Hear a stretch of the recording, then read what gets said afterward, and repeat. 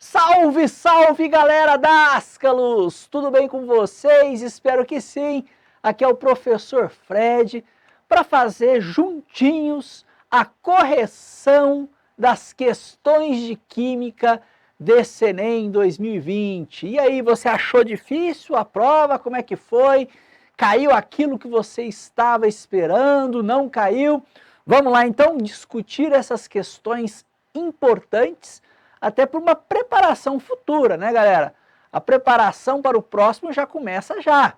É muito importante que você tenha essa estratégia aí dentro do seu arsenal. Galera, a primeira questão que nós vamos trabalhar aqui é uma questão que envolveu soluções. Sempre soluções aparecem no Enem.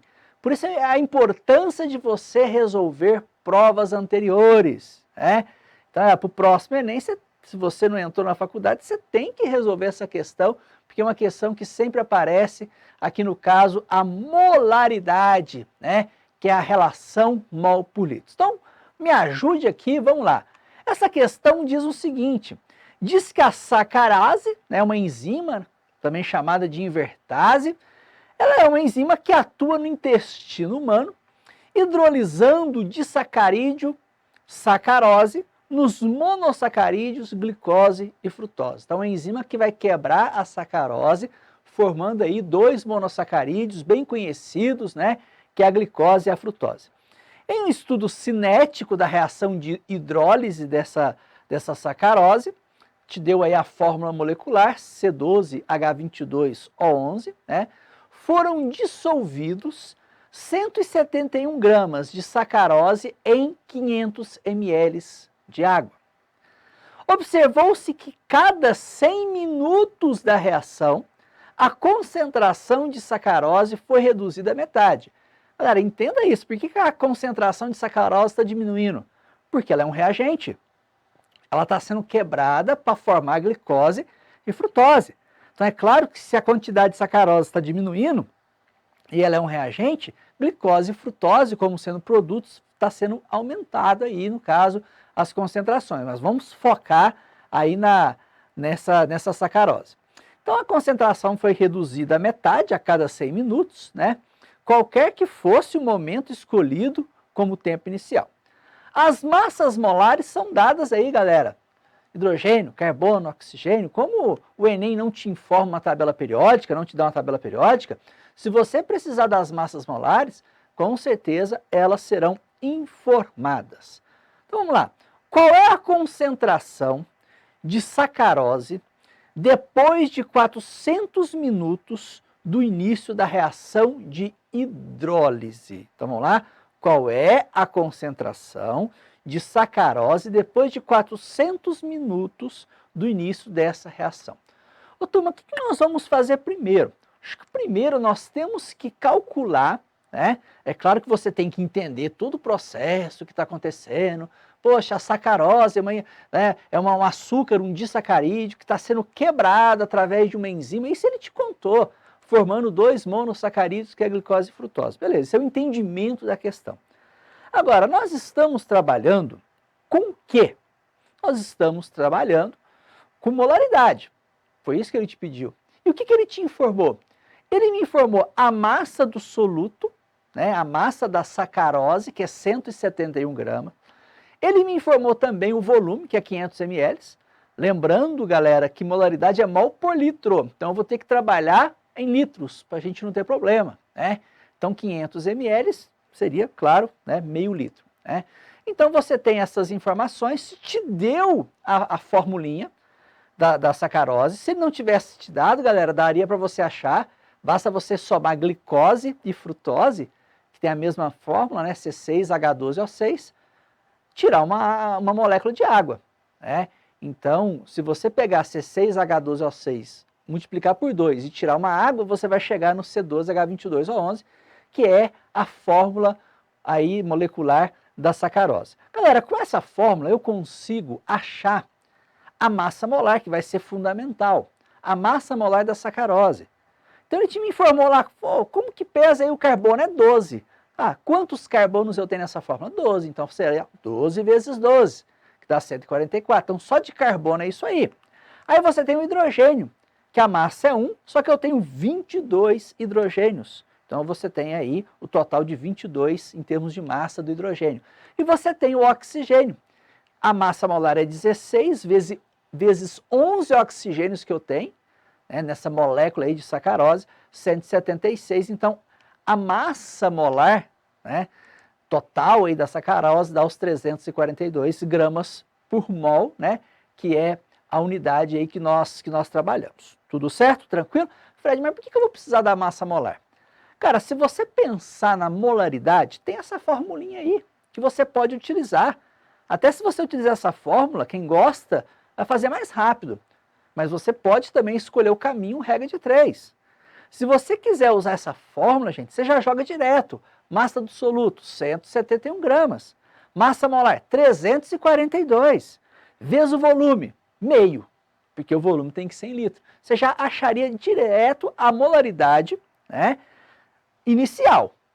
Vamos dizer assim, porque depois você ainda vai ter que calcular aí, depois de 400 minutos, não é isso que ele me falou? Ele me disse o seguinte, ó, o que ele quer?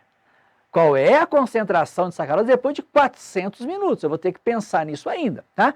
Mas vamos pensar, galera, a situação, o cara que gosta de fazer por regra de 3, porque por fórmula é só você jogar isso, você já vai achar o valor inicial, a concentração inicial de sacarose, tá? Então vamos pensar o seguinte. Turma, qual é a massa molar da sacarose? 342 gramas. O que isso significa? Que cada 1 mol de sacarose pesa 342 gramas. É isso. Só que eu não tenho 342 gramas de sacarose. Eu tenho 171, você percebeu? Então o que significa? Que se 342 gramas é 1 mol de sacarose, 171 é a metade, concorda comigo? Então nós teremos então aqui meio mol de sacarose, ok? Agora vamos pensar no seguinte, esse meio mol eu tenho qual volume? Pô, esse meio mol eu tenho 500 ml, ou meio litro, concorda comigo? Porque os 171 gramas não estão em 500 ml. 171 gramas representa exatamente meio mol. Então esse meio mol está em meio litro. E o que é molaridade? É a quantidade de mol em 1 litro. Então, se em meio litro eu tenho meio mol, em 1 litro, claro, eu tenho 1 mol. Concorda comigo? Então, cara, conta simples que apareceu, dá para você fazer com tranquilidade. Agora, preste muita atenção. Chegou aqui, ou fazendo por regra de 3, como nós fizemos, ou usando aquela formulinha, então você vai achar aí 1 mol por litro. O que é esse 1 mol por litro? É a quantidade, a concentração molar da sacarose, ok? Agora, gente, no início, o que ele me disse? Cada 100 minutos que passa, diminui pela metade. Eu quero saber o quanto de sacarose eu tenho depois de 400 minutos. Então, vai com calma, tranquilidade, faz o seguinte, pega lá só, 1 mol. Beleza, eu tenho 1 mol por litro no início. Passou 100 minutos, o que vai acontecer? Vai cair pela metade. Então vai fazendo devagar. Passou 100 minutos, caiu pela metade, foi para meio mol. Passou mais 100 minutos, isso é muito parecido com o conceito de meia-vida, vocês perceberam? Passou de 100 minutos, mais 100 minutos, o meio vai cair pela metade. Vai ser 0,25, então já foi 200 minutos. Passou mais 100 minutos, o 0,25 vai cair pela metade. Vai dar quanto, galera? 0,125, já foram 300 minutos. Passou mais 100 minutos, agora vai dar os 400 minutos, né?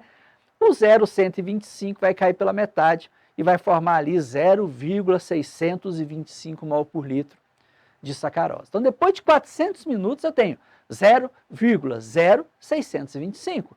Agora, gente, eu vou procurar ali a alternativa. É claro, você percebeu que está em potência de 10. Então, vai passando a vírgula aí para a direita, né?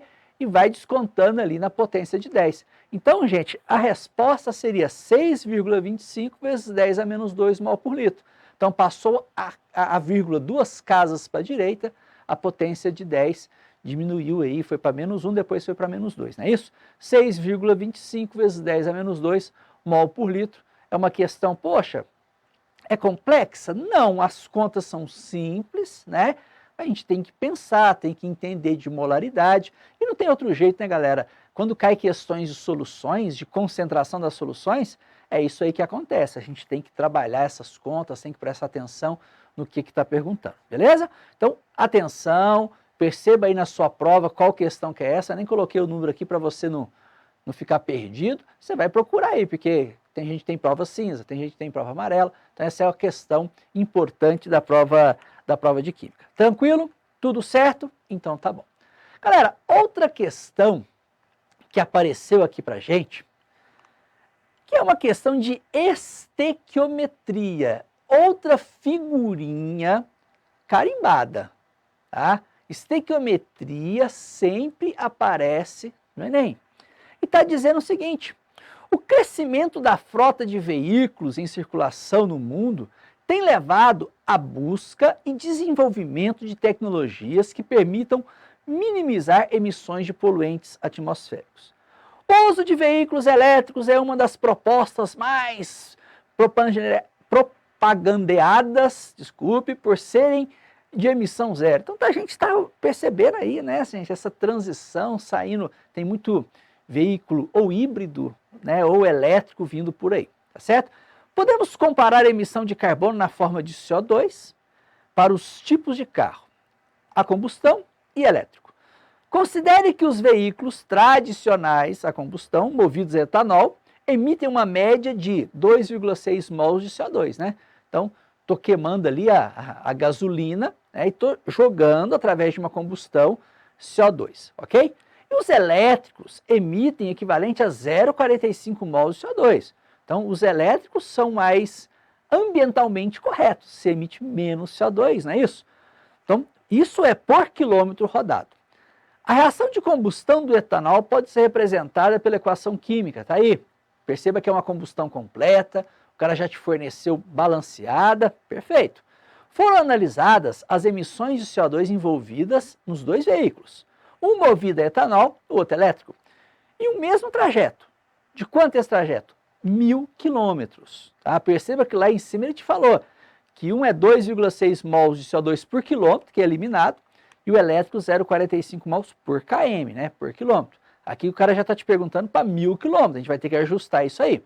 A quantidade equivalente de etanol economizada em quilogramas com o uso do veículo elétrico nesse trajeto, ou seja, nesses 1.000 quilômetros, é mais próximo de quanto? Galera, a primeira coisa que você tem que, né, ficar esperto, colocar aí a reação balanceada. Se não tivesse balanceada, poxa, eu tinha que fazer o balanceamento, que é muito importante numa questão de estequiometria. Mas atenção, vamos analisar o seguinte: a gasolina, o carro a gasolina, ele está emitindo 2,6 mols de CO2 por quilômetro. E o carro elétrico, ele emite menos, 0,45 mols de CO2 por quilômetro. Você concorda que a diferença entre esses dois carros, se você for pensar o elétrico, ele emite uma quantidade menor de CO2. Etanol, uma quantidade maior. Mas o etanol, essa diferença, o etanol emite quanto mais de CO2, ou o elétrico emite quanto menos de CO2. Então essa diferença é 2,15 mols por quilômetro. Não se esqueça disso. Então o que eu fiz ali, galera? 2,6 menos 0,45, 2,15 mols. Então aqui eu estou vendo a diferença que o carro a gasolina e o carro elétrico têm em relação à emissão do dióxido de carbono. Então 2,15 mols. Agora pensa no seguinte, galera, isso foi a economia de CO2 liberado. Por que o carro elétrico é um carro ambientalmente, né, se a gente for analisar essas condições, melhor que o carro a gasolina? Por essa economia, né, de CO2 lançada da natureza. Agora, se eu estou economizando 2,15 mols de CO2, vamos pensar a relação estequiométrica para o etanol, porque a pergunta é a quantidade equivalente de etanol economizado. Então, 2,15 mols é a diferença de CO2. Isso faz economizar aí quanto de etanol? É isso que eu quero saber. Essa é a relação. Agora, gente, olha no balanceamento. Perceba as relações estequiométricas. Cada 2 mols de CO2 são relacionados com 1 mol de etanol. E 1 mol de etanol são 46 gramas. Como que eu sei disso? Ele me informou a massa molar do etanol. O que que significa?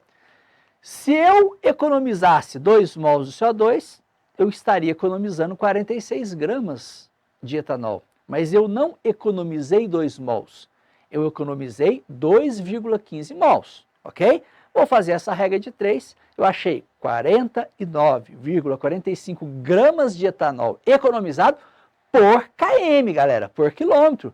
Eu não quero por quilômetro, eu quero o que, galera? Eu quero por 1000 quilômetros.